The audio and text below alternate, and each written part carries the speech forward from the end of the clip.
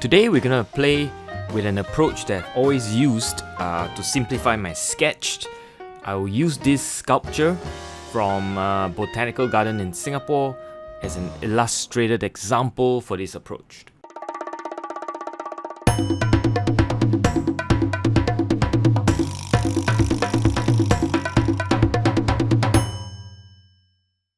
$60-70 years ago, I guess this was a very popular game where kids would ride on each other like horsey and monkey around, well, horsey around.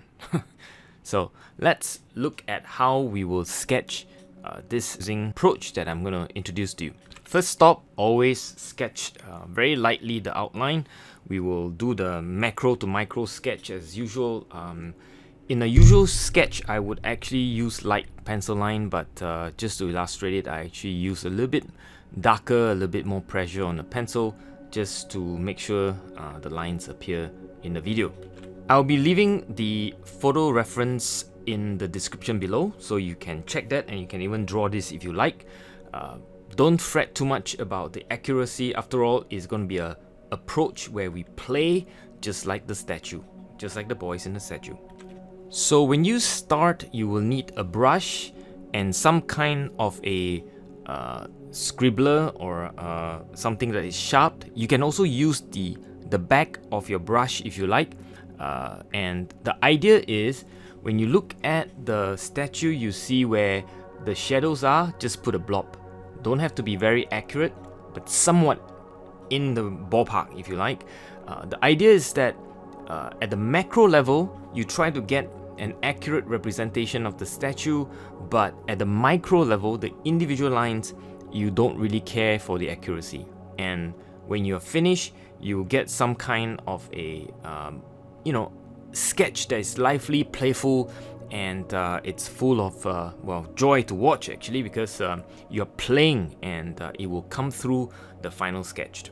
One of the key thoughts when playing with this approach is to consistently use contrast. The contrast of light and dark, thin line, which is used with the scratching tool that you're using, and versus a thick, bold brush stroke.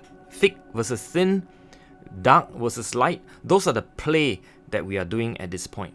Contrast is a very important principle you can use to create interest, if you like, and actually it will create very interesting sketch.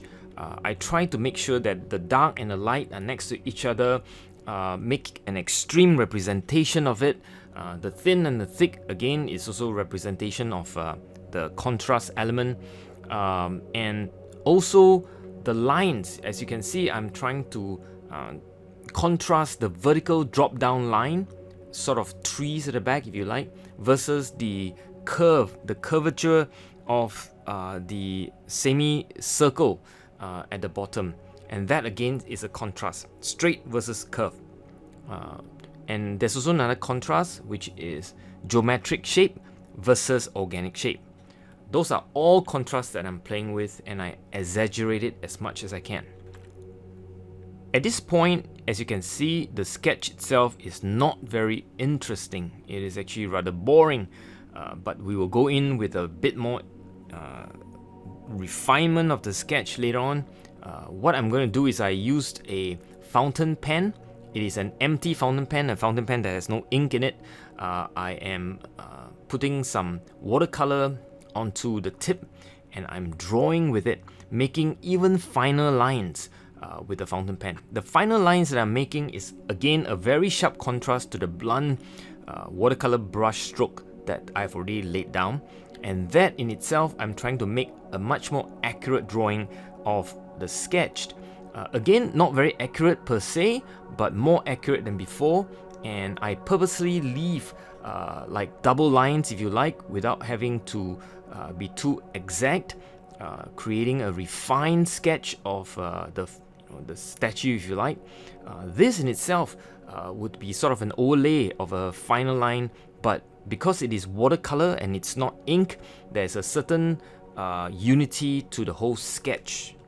So the approach is very simple: thin contrast at all point, bold, broad brush stroke by the watercolor brush, against thin line. At this point, it's the fountain pen lines, but it's not ink, it's fountain pen drip in with watercolor. Thin lines, if you like. Shape-wise, it is organic versus geometric. If you think about a geometric, almost square or lines at the back, and curved hemisphere at the bottom against the organic statue itself. Now I'm just putting in little bits and bobs representing stones and stuffs, very much design elements and not much reality per se. And as you can see, it is just suggestions. In some ways is much more powerful than actual representation. But more importantly, you must be playing, because when you're playing, it comes through your sketch ultimately. Play. Very, very important. Remember to play. And I'm using a bit of texture. I'm just dripping in some of the watercolor, and that's it.